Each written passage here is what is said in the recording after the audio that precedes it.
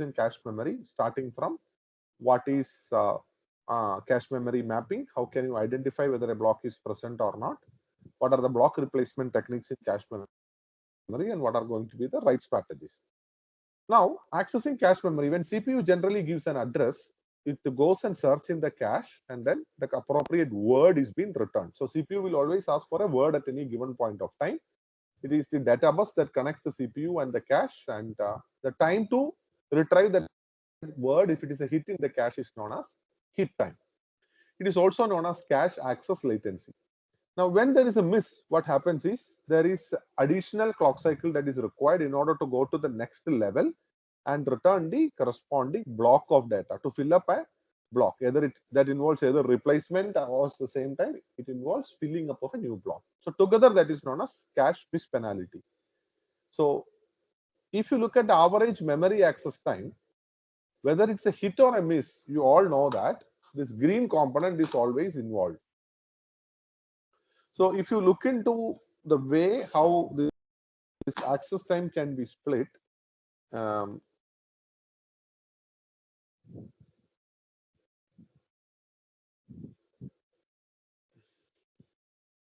okay, so if it's a hit, it goes like this. If it is a miss, it will search in the cache. You come to know, then it is come and go back, and the remaining. So this green portion is always there, whether it's a hit or a miss. So average memory access time is defined as hit time plus the percentage of time that you are going to miss in the cache. Whenever it is not present in the cache, that much time I have to incur miss penalty.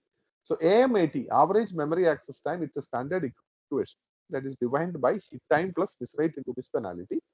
Hit time is time to find the block in the cache and return the corresponding word. Sure, it's word. Return the corresponding word into the processor. It involves indexing time. So how do you do? Generally, when the CPU is giving the address, you have to divide into tag, index, and offset. So based on the index, I have to go and appropriately locate the set number. That is called indexing. After that, you extract the tag, and this tag and that tag is compared. That is called tag comparison. And using the offset bits, you may have to transfer. So indexing, tag comparison, and transfer. So more indexing time, more bits in the index, it takes more hit time. This tag comparison happens parallelly across all the blocks, and then you may have to transfer it based upon the offset. Now, miss rate is defined as fraction of cache access that result in a miss. And miss penalty is the number of additional cycles required upon encountering a miss to fetch a block from next level of memory. So hit time plus miss rate into miss penalty is the standard equation that has been followed. Now, how to optimize cache? Optimize cache means we may have to reduce the average memory access time. We know that AMAT equation is defined by HT plus MR into MP. So the motive is when you have an equation like this, where the first component and second component and third component is multiplied together and then this is added. If you try to reduce hit time, it can reduce average memory access time, reduce miss rate, average memory access time would be reduced, reducing miss penalty. There are basically three ways in which we can reduce average memory access time. Certain techniques will focus on miss rate reduction, some will focus on miss penalty reduction, or some will focus on hit time reduction. So this is the way how are you going to optimize cache. So in this lecture, we are trying to see some basic optimization techniques, some simple techniques by which I can reduce AMAT by reduction of either hit time, miss rate, or miss penalty. But the challenge in doing this kind of operation is all these three components are interlinked. If you apply a technique which will reduce hit time, automatically it may have an adverse impact on miss rate or miss penalty. At the same time, if you try to come up with some technique which will reduce miss penalty, either hit time or miss rate may get impacted. So this is an equation wherein a lot of research work has happened and people have come up with a lot many techniques, even now also in computer architecture conferences and journals. Lot many work is being published, actively pursued in the area of reduction of average memory access time. Let us now look into one of such technique. So today we learned 6 or 7 techniques. So the first one is increase the block size to reduce miss rate. So our focus is in AMAT equation that we have seen. We are trying to now focus on this aspect first. Let us say 2-3 techniques which will focus only on the miss rate aspect. So one way to reduce miss rate is increase the block size. So the advantage is we are trying to utilize the spatial locality. So consider the case that you are going to access an array. Let's say there is an array A of 0, 1, 2, 3, etc. up to 100. Now we are going to read them one by one. That is called spatial locality. I am going to read one location, then adjacent location. So A of 0, I am going to read it. Initially cache is empty. So A of 0 will be a miss. Let us imagine one cache block is going to be 8 words. So A of 0 to A of 7, I am going to bring. So there is a miss at 0, whereas 1, 2, 3, and 4 would be hits because already the cache block is brought. Now there would be a miss at 8 again. So you have misses at 0, 8, 16, 24, like that. What if my block size would have been doubled? If block size is doubled, then if it is, you have miss, your 8 won't be a miss because up to 15 is already brought. So 0, 16, 32 are only going to be miss. So I could reduce compulsory miss. These are the very first time that I'm going to access. I'm trying to make use of the spatial locality and I can reduce compulsory misses. For a given cache, when you increase the block size, then automatically the number of blocks that can be accommodated in the cache will come down and that will increase your conflict miss. Similarly, if you increase the block size, you know that let us say this is my cache and this is my main memory. Now there is a fixed size bus that is there. Now imagine at any given point of time, only I can transfer one word at a time. So imagine one cache block initially was 4 words.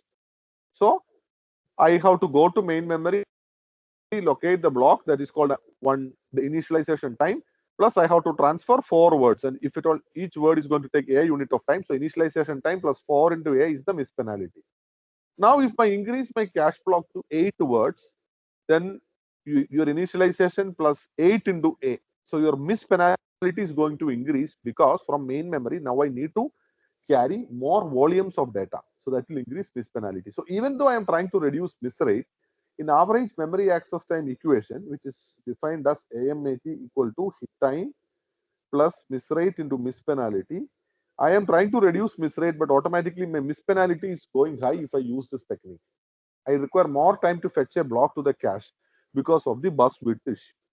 And moreover, it will increase the conflict miss. So I have to come up with a reasonable choice of the design. I cannot go for a very large value, but from very like so 4 word cache block, if I go to 8 word cache block, still my miss rate reduction may be substantial or more predominant than the increase in the miss penalty, such that the product MR into MP still I can reduce.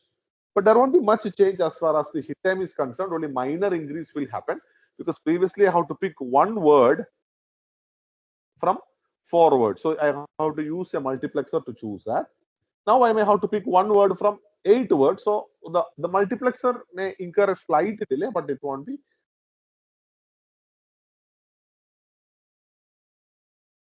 I'm trying to make use spatial locality.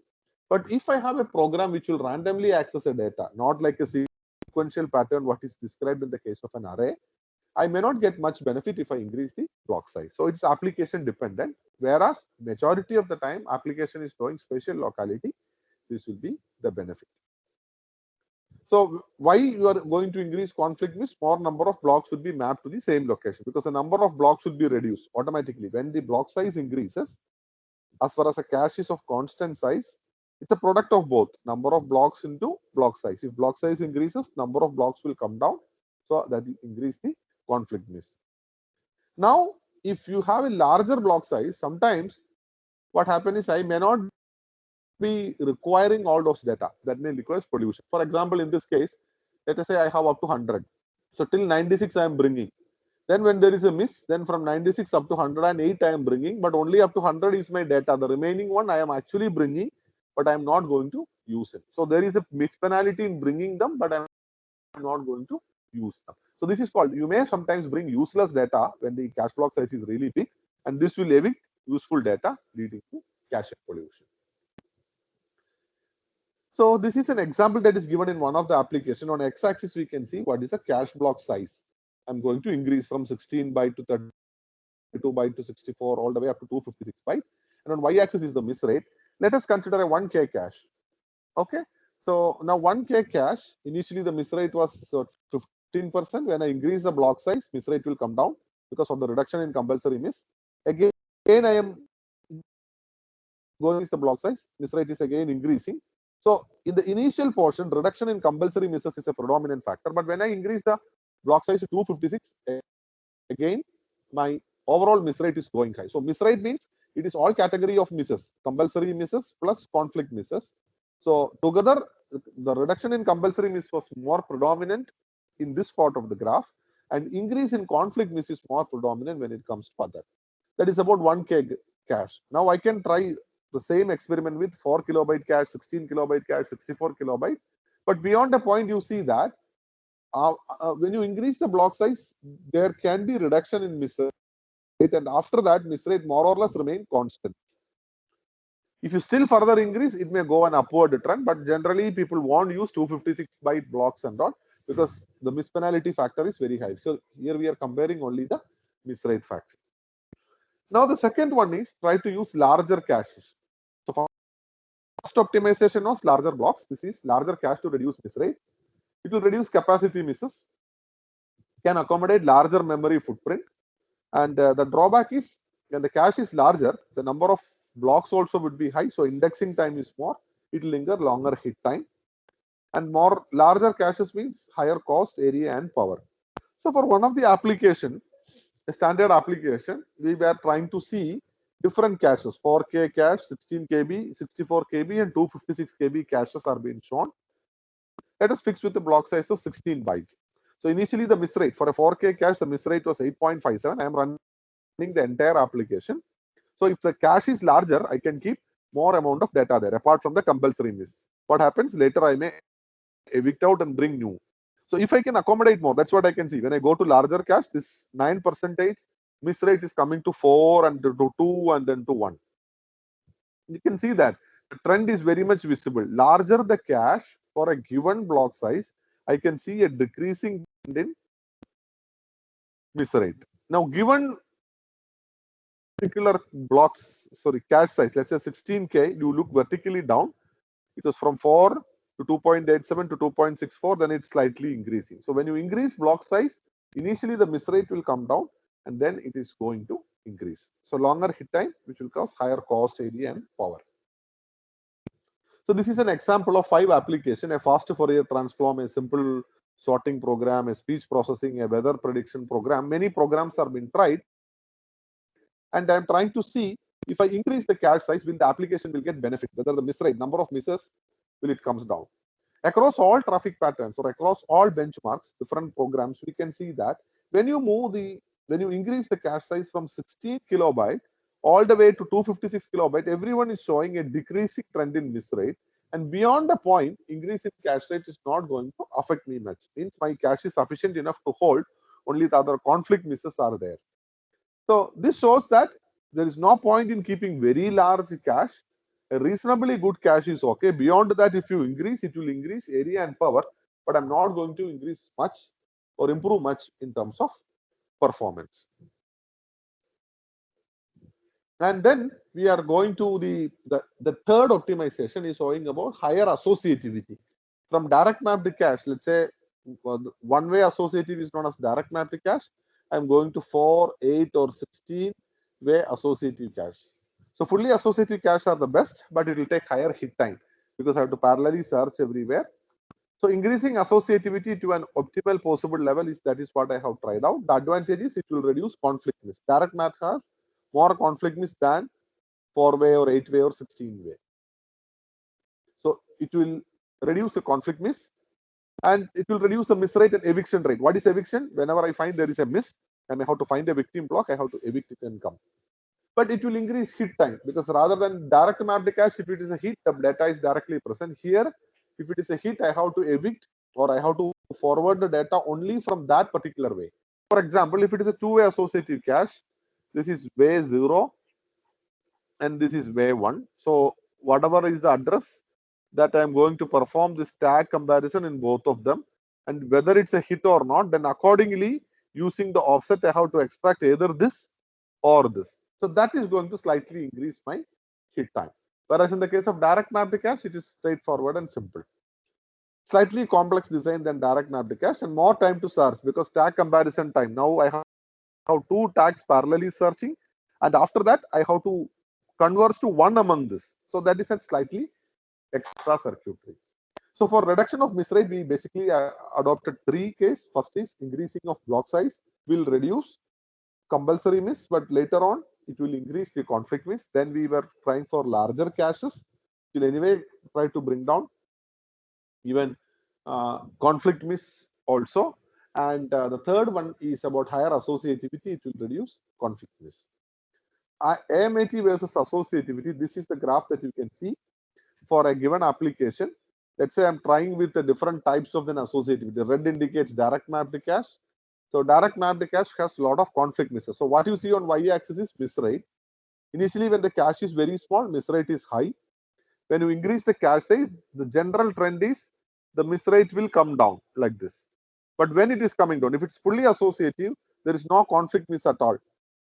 But whatever be the cache, if it is infinite size cache also, still there will be some, you can see that this is not, y-axis is not equal to 0. That means even if it is an infinitely very large cache, still there will be some misses because they are the compulsory miss. Compulsory miss we cannot eliminate. We can only reduce compulsory miss by having larger block size and all. Now, depending on the associativity, when will the graph come down? That is going to have an impact. So this is only talking about miss rate, but when you look at the hit time and all, direct mapped cache is the fastest, but it has its own pros and cons.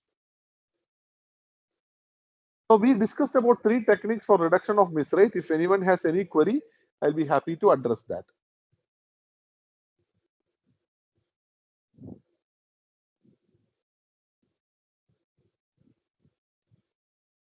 Any query in these three optimization techniques we discussed?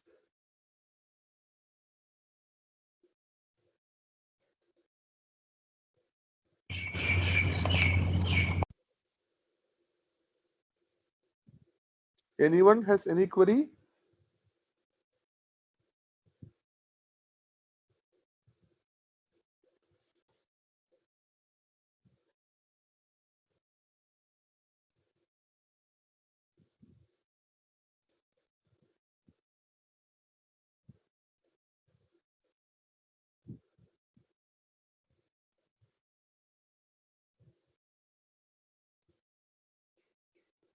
Okay.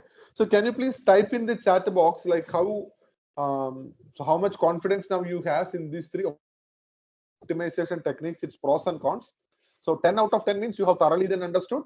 8 or 9 accordingly. Can you please type it down something like this? I have put in. So all those who are present online, depending on your level of the understanding about these three optimization techniques, that is variation in block size, variation in cache size, and variation in associativity. What are the pros and cons? How are they going to get impacted in the cache?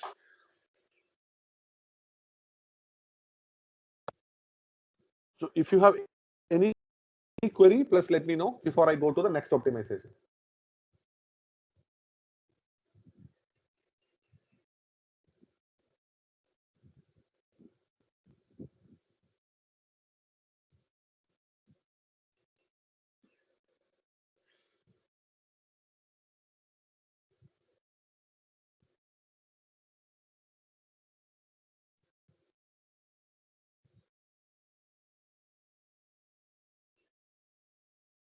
Okay, so let me go to, thank you for the response. Let me go to the next one. So we have seen average memory access time is given by hit time plus miss rate into miss penalty. Now we have seen three of the techniques which will focus on the miss rate aspect. Now let me focus on the miss penalty aspect. So we are using multi-level caches to reduce miss penalty.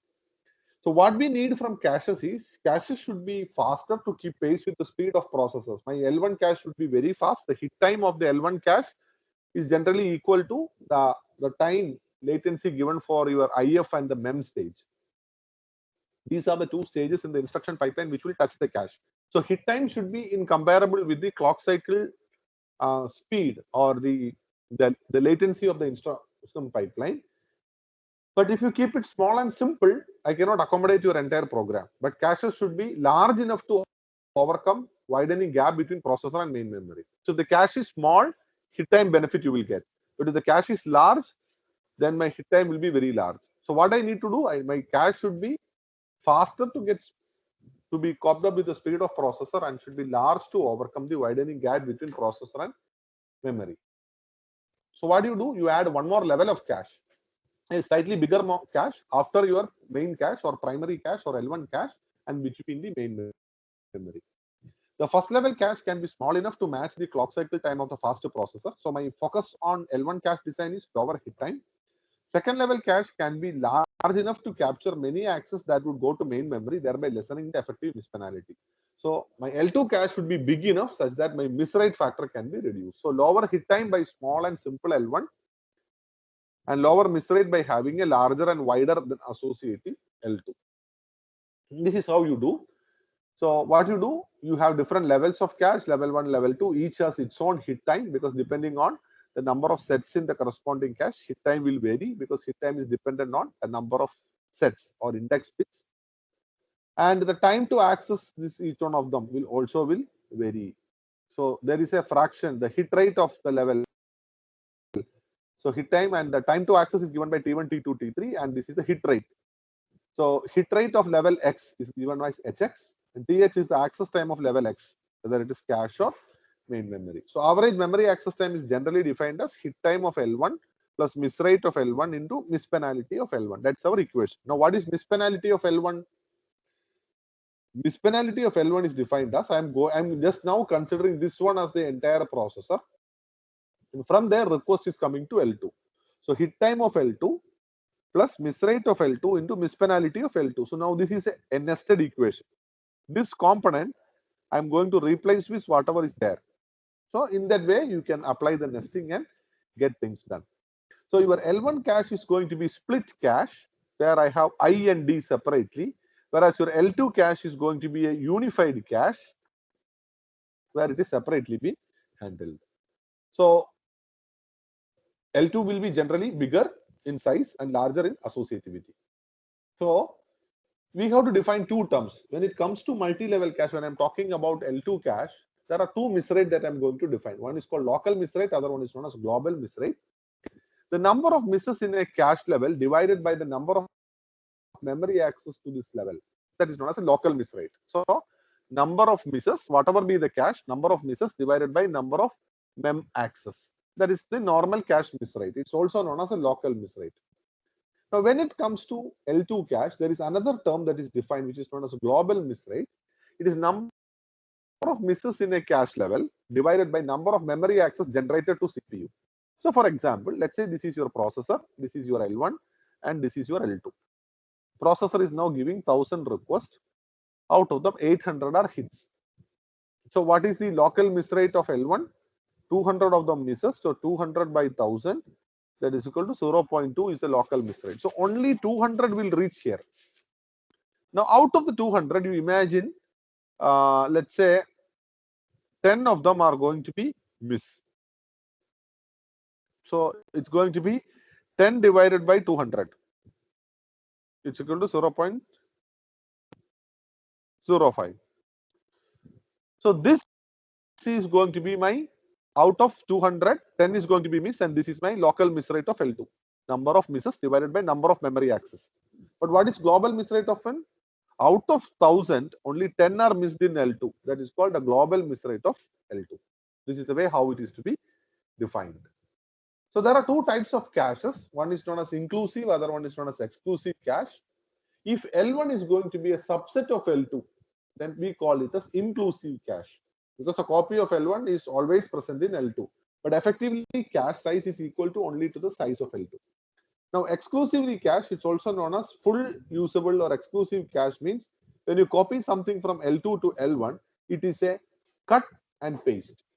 So L1 and L2, there is nothing in common. When you transfer something from L2, automatically it is removed from L2 and then only I'm going to paste it in L1. So based upon the applications, and you can find out the pros and cons and then management of this one.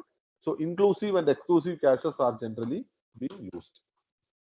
Now this is the architecture that is being used for inclusive and exclusive cache. So in inclusive hierarchy, L1 is a subset of the last level cache. So LLC stands for last level cache. Generally it is L2. Some of the modern processor, it can be L3 also. So L1 is not in LLC. That is called an exclusive cache hierarchy. So whenever the request comes, where are you going to fill and how the eviction pattern is going to work. That's about multi-level caches.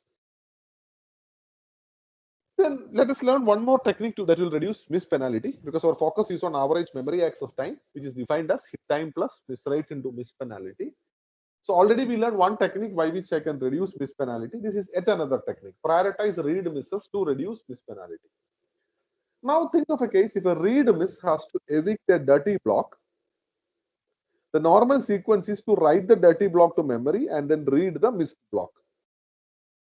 Okay. So think of a case that there is a store word. I'm going to store something into the location. Contents of R3 is going to be stored into this location. Let us imagine this memory location is indexed to cache index 0.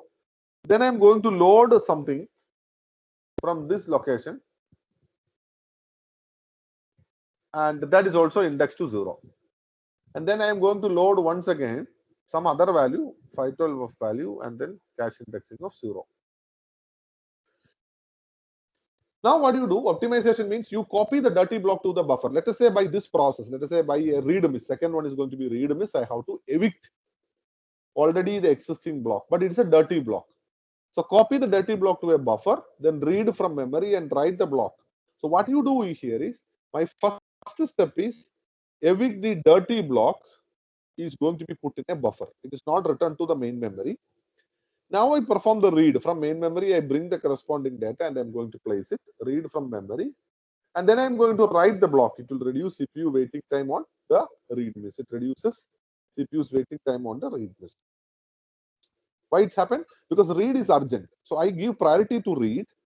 And then in the background, I'm going to write the dirty value. Normally what happens if optimization is not done, first I will write the dirty block into the main memory. That is activity A, that is writing from cache to main memory, and then read the block from main memory to the cache. Together is my miss penalty now. So my miss penalty, these two activities are there in the critical path. So the time that I take in copying something from cache to memory is accounted. After that only I can copy the contents of the newly requested read block from main memory to the cache. So what am I trying to do is I'm not going to do this now immediately, because as far as processor is concerned, the writing of contents of R3 into memory location is done the moment it is returned to cache. It is happening on eviction. So I will prioritize this operation such that whatever is demanded by the processor, it is reaching processor, and eventually I am going to perform this write. In this way, I am giving priority to read miss such that the miss penalty of the read miss is going to be reduced. Now let me come to the another technique which will reduce the hit time, that is known as way prediction. So predict the way in a set to reduce the hit time. So to improve hit time, predict the way to pre-select the multiplexer. You may have to use some extra bit, and you set to predict the block within a set. One thing is you can remember the most recently used way of a given set, such that whenever later also, when the request is coming, I can pre-select the multiplexer. I will check only in that particular set whether there is a hit or not. If it is a hit, I can already take the data. If it is a miss, I have to perform in all other way. So using prediction bit, I can perform power gating. This technique of power gating means, see, let's say I have 4 ways. Rather than checking in all the 4 way and then transferring, that is a conventional way. What if I'm sure that it's a part of the loop and this is my data?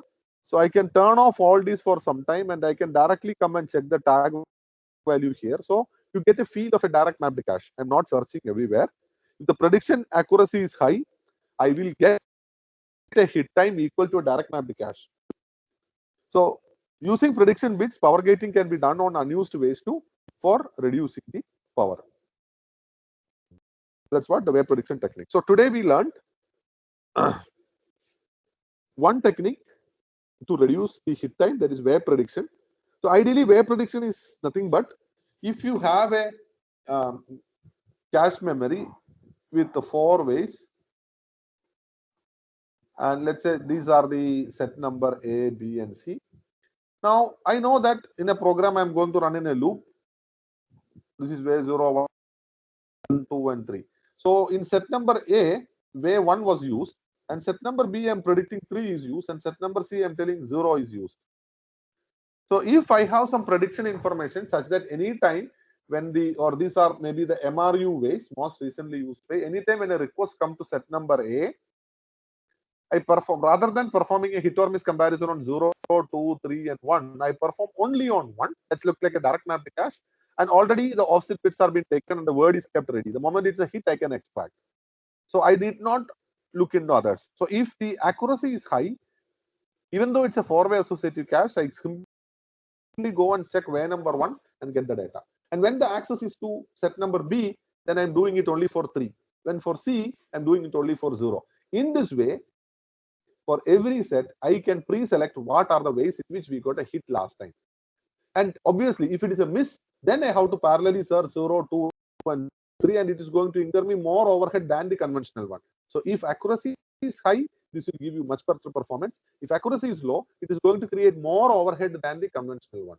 So coming up with a good accuracy model is the challenging one in this. So these are the topics I wanted to cover only for today. And in the textbook, these topics would be covered in the appendix B, review of memory hierarchy. There are two sections. One is cache performance, which you have seen, and then after that, basic cache optimization. So cache performance should deal about the average memory access time equation and how are generally architects going to work on this equation, and the basic cache optimization that we need. And obviously, this chapter 2 will give you some idea on how to work on this memory. And this is the link for the YouTube video for today's lecture. So any query, anyone in any of the optimization techniques we discussed so far?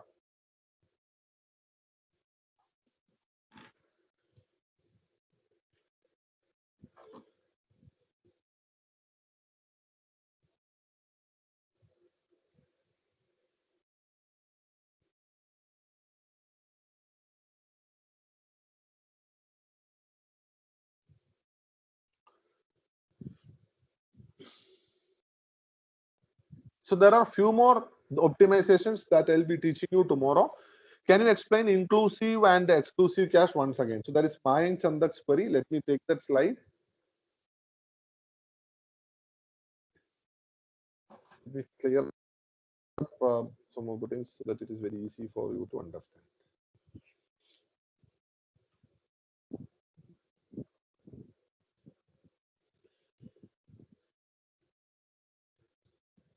Okay. Now you know that your L1 cache is very small and then your L2 cache is slightly bigger than that. Now if you look at conventional design, you are having your main memory and from there you bring to L2 cache and then you are going to bring to L1 cache. So generally it's a copy paste from main memory to L2, another copy paste from L2 to L1. So any content that is occupying in L1, it's sure that same copy is there in L2. If you are going to write in L1, I have to update in L2. That's a different story, but generally this is what you have to do. Now, how are you going to improvise on top of this? This is basically being done by, see, your inclusive cache means if L1 is going to be a subset of L2. That means if L2 is having total 256K and L1 is 128K, what is the total amount of data that you can store in cache? It's only 256, because even though the total cache size is 256 plus 128K, ideally I cannot serve them because everything in L1 is already there in L2. This is called inclusive cache. So when I look into L1, if it is there, the copy is there in L2, so I'm going to make any changes here. I have to update the corresponding copy when the block is evicted. But I can make use of my cache in a much more better way. That is called exclusive cache, where whenever I copy something from L2 to L1, then I am going to perform a cut and paste. So now the total cache size is L1. Whatever is there in L1, it is never there in L2. It was brought from L2, but this is the way how I am doing. So the total cache memory capacity is going to be 256K plus 128K. So now how do you do? It's inclusive hierarchy. When there is a request, what am I trying to do? First, I will go to memory, then I fill LLC. From there, I'll fill L1. And upon evicting, what will I do? When I'm performing a victim, I am going to evict it out to bring components, and then I am going to bring the corresponding from L2. So when I evict something from the last level cache, if a block is already present in L1, I have to evict that block also. That is called block invalidation. Now, in the case of this, when I go to an exclusive hierarchy, when I go to memory, I'm not going to fill L2 because I know that this is what the processor requires. So I directly fill in L1. When I fill something in L1, automatically the eviction happens from L1 to LLC. And if that also is going to evict, then it will be coming out. So L1 is not in LLC. So this is the way, how are you going to fill and how is the eviction mechanism going to work on? This is the difference. So it's a design choice. Mayank, is it clear or you want me to give a different kind of an explanation? Yes, sir, it is clear. Yeah. So each has its own pros and cons, maybe at the time of initially bringing or at the time of eviction. And depending on application, say I know that I wanted to use it in an embedded application to be used in a military front. I know this is going to be the behavior of my sensor device. So I may feel, okay, rather than having an inclusive cache, I can go for an exclusive cache because why should I waste my cache memory? I can spend more, I can use this space for more effective placement of the data. Any other query, anyone? Okay. So I wanted to ask you a few things. Next day, I'm asking all students also to come online because the last assessment component is a Viva component. Can I know whether on April 17 and 18, Saturday, Sunday, is there any other exam that is being scheduled? Anybody from maths and computing or CS, can you please respond? April 17th or 18th, because I wanted to schedule the Viva on that day and Viva will be conducted over Google Meet. Proctoring would be done.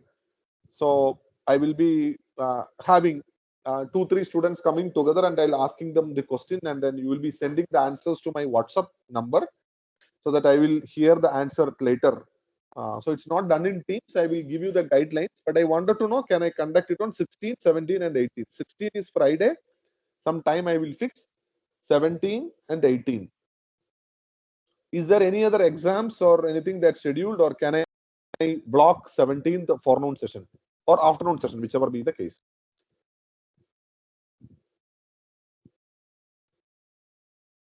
Excuse me, sir. Yes. So the CSE department has an exam on 19th, not 18th, but a little bit preparation might be required on 18th. So if you may block the second half of 18, that would be really helpful. No, block second half of 18 means that you need time for the preparation. For which course it is? It is for CS 205. Okay. Which is that paper? Which subject? Um, Formal language. Algorithms. I don't remember the. Formal Formal language. language. Okay. So, since it is a Viva, everybody may not have, each student will have only 30-minute slot. It is not like an entire slot you are being booked. But can I freeze on this 18th Sunday morning? Yes, sir, it's fine, sir.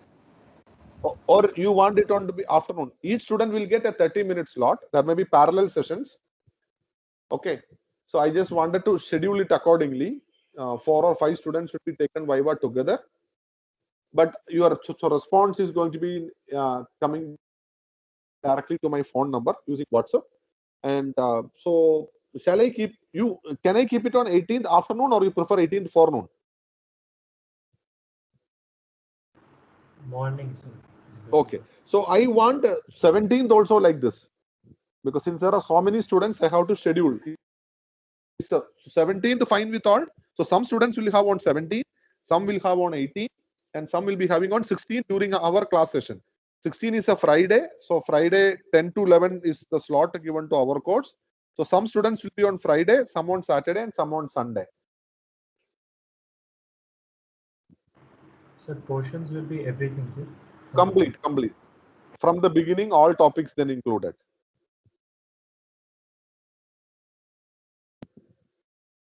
So these are the 3 days I wanted to complete because 21st is the last date for grading and assessment. So I wanted to complete everything by that Sunday.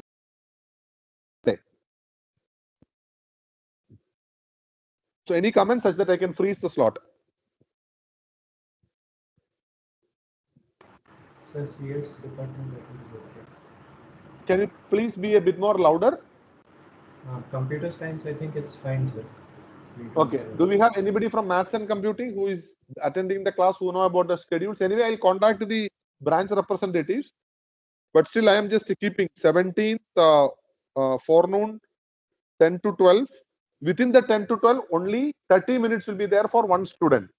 So I'm going to schedule like that. And 18th also the same thing. 10 to 12.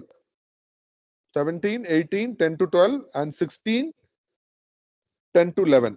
Friday. Friday 10 to 11, Saturday 10 to 12, and Sunday 10 to 12. These are the timings that I am planning.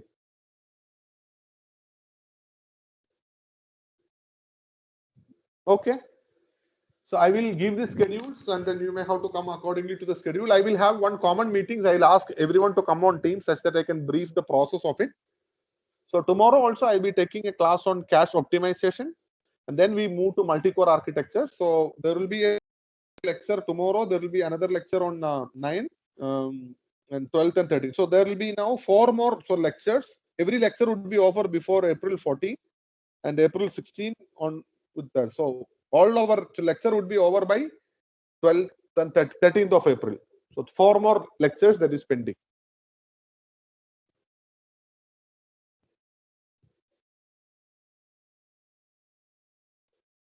Okay.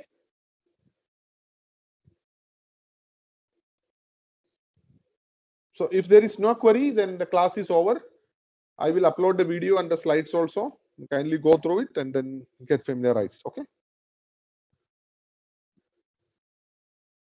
And as discussed, 4 o'clock is the time for exam for this Saturday, 10th. That's all. Class is over.